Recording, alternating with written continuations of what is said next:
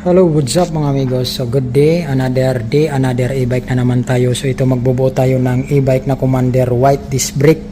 So ayan, so wala pa siyang salamin. So lalagyan natin, tapos cover up, tapos siyempre yung battery, saka yung controller ikakabit natin dahil walang controller yan. So ayan yung itsura, white Commander.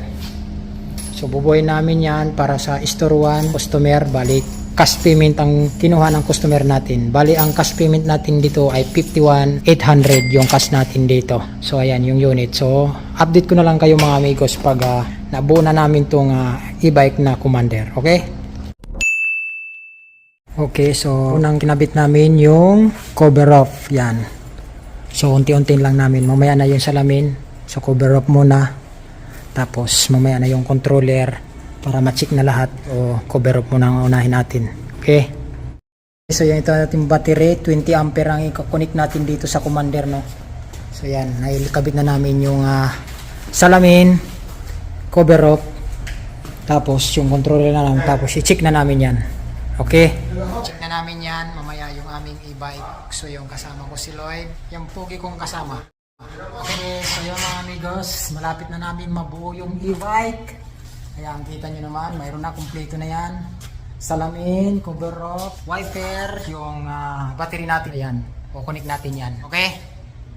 Let's go!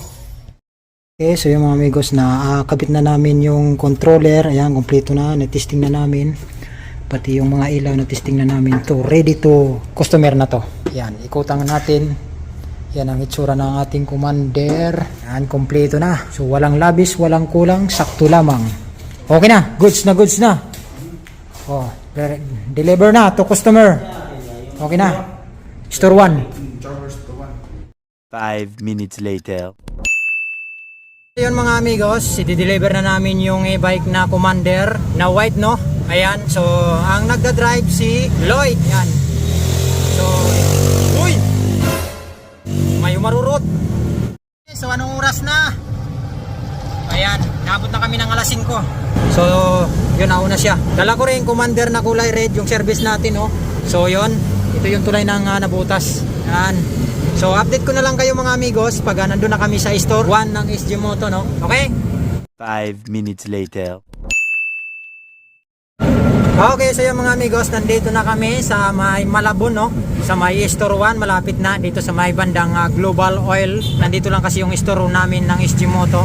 So, yung customer natin kasi nandito sa SG Moto Store 1, nag-aantay na dito sa ating unit na inayos kanina. So, yun, ito yung Global Oil, mga amigos, yan. Kakanan lang kami dito sa loob, yun. Okay, ayan, oh, nag-close na pala. Inaantay na lang talaga yung unit natin. Okay. So, yun na. Oh, my gulay. Yep. Oh, okay.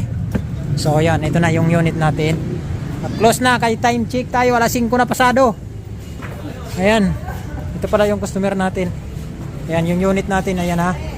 Yung madam natin, nag-aantay na yung mga madam natin dun sa loob, oh. Ayan. Close na.